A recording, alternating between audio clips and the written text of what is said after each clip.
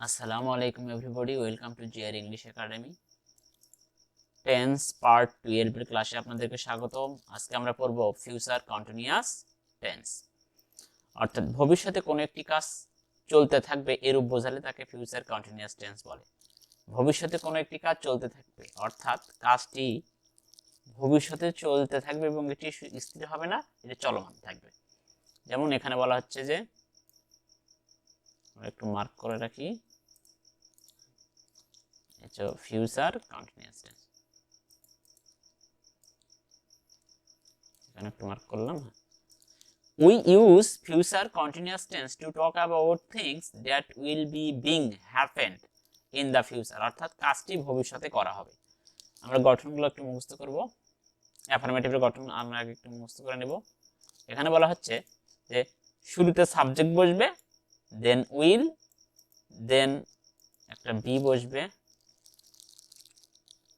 একটা B, then verb, দেন ভার্বের সাথে আইএনজি, দেন অবজেক্ট। আমরা কিন্তু জানি যে সকল কন্টিনিউয়াসে ভার্বের সাথে আইএনজি থাকে। যেমন এখানে একটা subject, then will, then be, then verb, then ING, then object. এখন একটা নেগেটিভ কি করব, সকল ফিউচার টেন্সে আমরা নেগেটিভ করব সবসময়, সেখানে তো উইল থাকবেই এবং উইলের পরে আমরা নট দেবো, তাহলে সেটা নেগেটিভ হয়ে যাবে। সেটা ফিউচার ইনডিফিনিট হোক, কন্টিনিউয়াস পারফেক্ট হোক আর পারফেক্ট কন্টিনিউয়াস যেটাই হোক না কেন।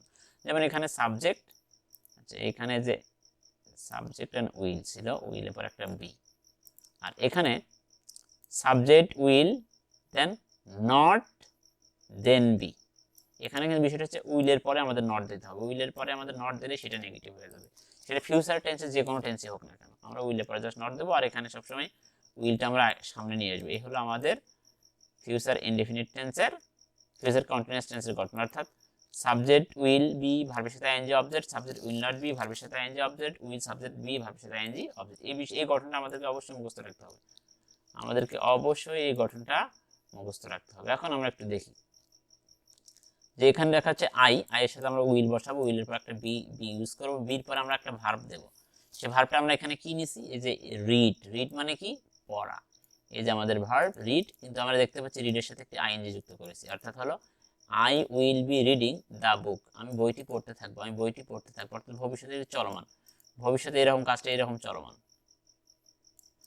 আমি বইটা পড়তে থাকবো, এটাকে নেগেটিভ করলে কি হবে, যে I will not be reading the book, আমি বইটি পড়তে থাকবো না। আর এখানে হবে যে উইলটা আমরা যখন সামনে আসবে, এখানে যে উইলের পর একটা নট, উইলের পর একটা নট, নট যুক্ত করবো, উইল,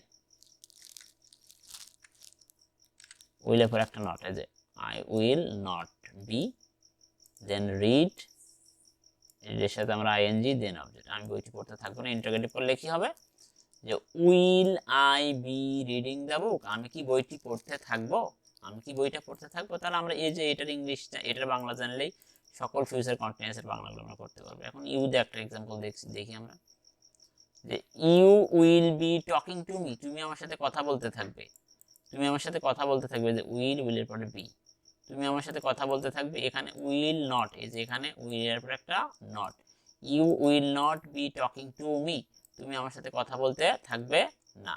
আর ইন্টারোগেটিভ করলে আমাদের উইলটাকে সামনে নিয়ে আসতে হচ্ছে, will you be talking to me, তুমি কি আমার সাথে কথা বলতে থাকবে। এ হলো আমাদের ফিউচার কন্টিনিউয়াস। আমরা জানলাম যে সকল কন্টিনিউয়াসে ভার্বের সাথে কি থাকে, আইএনজি। এখন আমরা দেখব যে differences among present continuous, past continuous and future continuous. আমরা প্রত্যেকটা প্রেজেন্টের কন্টিনিউয়াস, পাস্টের কন্টিনিউয়াস এবং ফিউচারের কন্টিনিউয়াসের পার্থক্যগুলো একটু দেখার চেষ্টা করব। যেমন এখানে বলা হচ্ছে যে প্রেজেন্ট কন্টিনিউয়াস, আমরা প্রেজেন্ট কন্টিনিউয়াসটা একটু মার্ক করি, প্রেজেন্ট কন্টিনিউয়াসটা একটু মার্ক করি।